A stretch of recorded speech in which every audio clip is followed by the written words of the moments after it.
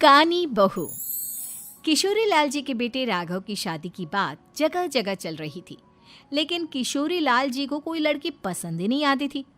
और उसकी एक ही वजह थी, किशोरी लाल जी का लालची होना। उनको लड़की वालों से मोटा दहेज चाहिए था और इसी चक्कर में एक दिन वो एक बहुत पैसे वाले के घर अपने बेटे का रिश्ता लेकर पहुंचे। उस आदमी का नाम था ओम प्रकाश। देखिए किशोरी लाल जी, मेरी एक ही बेटी है और मेरी सारी संपत्ति जायदाद सब कुछ मेरी बेटी नैना का ही है। पापा, नाम से लगता है बहुत खूबसूरत होगी। कितना अच्छा नाम है ना, नैना। ओ, वैसे बात तो सही है आपकी। अब इतना पैसा है, जमीन जायदाद है, इकलौती बेटी, आप भी क्या करेंगे? सब कुछ उसे ही देंगे ना। बिल्कुल ठीक पहचाना आपने। बस बेटी की शादी और सारी जायदाद उसके नाम। पापा, बिना देखे हाँ कर दीजिए ना। इतना अच्छा रिश्ता फिर कहाँ मिलेगा? माला माल हो जाएंगे हम। मैं अपनी बेटी को बुलाता हूँ। अरे नहीं नहीं नहीं नहीं, आपकी बेटी का नाम नैना है, सुनकर ही लगता है बहुत सुंदर होगी। रहने दीजिए अंकल, मैं तो आपकी बेटी के नाम से ही इतना खुश हो गया हूँ कि उसे बिना देखे शादी करने को तैयार हूँ। अब तो मैं उसका चेहरा सीधे शादी के बाद ही देखूंगा। और इस तरह राघव नैना का चेहरा नहीं देखता और उससे शादी कर लेता है। शादी के बाद अपनी सुहाग रात पर जब राघव नैना का घूंघट उठाकर देखता है तो नैना की आंखें बंद थी। कितनी खूबसूरत हो तुम नैना, जरा अपनी आंखें खोलकर मेरी तरफ देखो तो सही। नहीं, मुझे शर्म आती है। अरे, मैंने तुम्हें शादी से पहले भी नहीं देखा, और अब अगर तुम आंखें खोलकर मुझे देखोगी भी नहीं तो मुझे अच्छा कैसे लगेगा? इससे पहले कि नैना अपनी आंखें खोलकर राघव की तरफ देखती, अचानक से लाइट चली गई और राघव नैना को पूरी तरह से देख भी नहीं पाया। अगली सुबह नैना राघव के लिए नाश्ता बनाकर लेकर आई।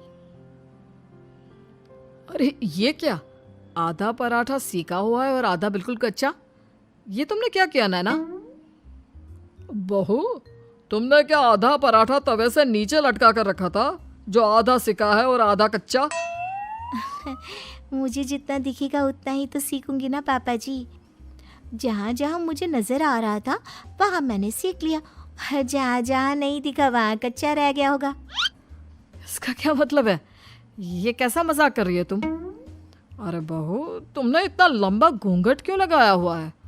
देखो, हमारे घर में बहुओं को बेटी की तरह रखा जाता है, और फिर तुम तो इतना सारा माल लेकर आई हो।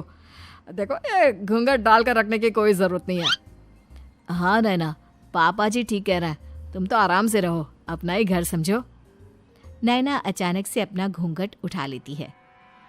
अरे ये क्या पापा, नैना की तो एक आंख फूटी हुई है। नाम से नैना, लेकिन ये तो कानी बहू निकली। मेरे साथ धोखा हुआ है, धोखा। बिना दिखाए अपनी कानी लड़की मेरे संग ब्याह दी। मुझे कानी बीवी नहीं चाहिए। मुझे अभी ओम प्रकाश जी से बात करनी पड़ेगी। आखिर उन्होंने मेरे साथ ऐसा किया क्यों? अरे, आप लोगों ने ही तो पापा से कहा था कि आप लोग शादी से पहले मुझे देखना नहीं चाहते। अब मेरे पापा पर क्यों इल्जाम लगा रहे हैं? अरे लेकिन उन्हें बताना तो चाहिए था ना कि तुम कानी हो, एक आंख से तुम्हें दिखाई नहीं देता। किशोरी लाल और राघव नाराज होकर ओम प्रकाश को अपने घर बुलाते हैं। पापा जी, ये आपने क्या किया? शादी से पहले बताया क्यों नहीं कि नैना की आंखों में परेशानी है? अरे, आप ही ने तो लड़की देखने से मना कर दिया था। अरे लेकिन आप बता तो सकते थे। आपको तो हमारी बेटी की प्रॉपर्टी चाहिए थी, वो भी पूरी की पूरी। अब क्या हुआ अगर उसे आधा दिखाई देता है? प्रॉपर्टी तो आपको पूरी मिल गई ना। अरे ये क्या बात हुई? मेरी शादी प्रॉपर्टी से नहीं, आपकी बेटी से हुई है। अब ये तो पहले सोचना चाहिए था, तब तो मेरी प्रॉपर्टी देखकर तुम्हारी जुबान लप लपा रही थी। लेकिन मैं कानी लड़की को अपनी बीवी बनाकर नहीं रख सकता।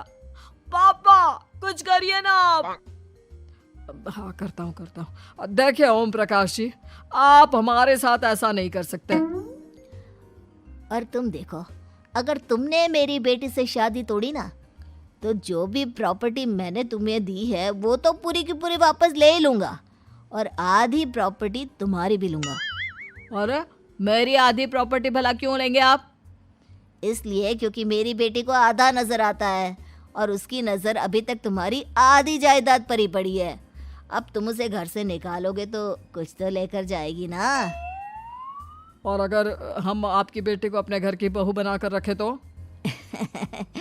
तो तुम्हारी पूरी प्रॉपर्टी तुम्हारी ही रहेगी, और जो मैंने तुम्हें दिया है ना, उसमें से बस मैं आधा लेकर जाऊंगा।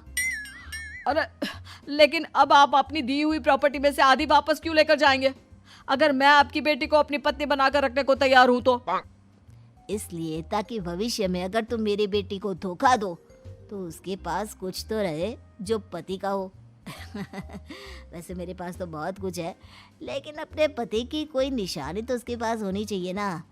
अब अगर तुमने मेरी बेटी को कानी कहा तो तुम्हें प्रॉपर्टी भी कानी ही मिलेगी, पूरी नहीं। जमाए राजा। किशोरी लाल और राघव समझ चुके थे कि वो बुरी तरह फंस चुके हैं और अब उनके पास वहां से निकलने का कोई चारा नहीं है। अब समझ में आया ना, लालच बुरी बला होती है। एक तो तुम्हें प्रॉपर्टी मिली, ऊपर से बीवी मिली, उसमें तुम्हें नखरे भी दिखाने हैं। आए बड़े, चुपचाप बैठो दोनों। कुछ दिनों के बाद नैना राघव की कार लेकर बाजार घूमने निकलती है और जब कार लेकर वापस आती है, ये क्या? एक तरफ से मेरी गाड़ी पूरी खराब हो चुकी है। लगता है तुमने मेरी गाड़ी को किसी दूसरी गाड़ी के साथ एक्सीडेंट किया है। अरे अरे कितना बड़ा नुकसान कर दिया तुमने बहू। वो क्या है ना पापा जी, मुझे एक आंख से दिखाई नहीं दे रहा था, सामने से गाड़ी आ रही थी। मुझे तो सिर्फ आधा ही दिखाई दिया और वो गाड़ी मेरी कार से रगड़ते हुए निकल गई। अब मैं क्या करूं बताओ? आप इसे ठीक कराने के पैसे कौन देगा? तुम्हारे पापा? तुमने मुझसे इस तरह से बात की? अभी रुको। नैना राघव की शिकायत ओम प्रकाश को कर देती है। देखो राघव, अब जो मेरी आधी प्रॉपर्टी तुम्हारे पास थी ना, उसमें से आधी और मैं लेकर जाऊंगा, क्योंकि तुमने मेरी बेटी को डांटा। अरे नहीं नहीं पापा जी, गलती हो गई, माफ कर दो। गलती की तो कोई गुंजाइश ही नहीं। अगली बार मेरी बेटी को डांटा तो बची हुई आधी में से आधी और ले जाऊंगा। लालच के चक्कर में हम दोनों ने बहुत बड़ी गलती कर दी बेटा। एक तो तुम्हें कानी बहू मिली और ऊपर से जो माल मिला वो भी काना।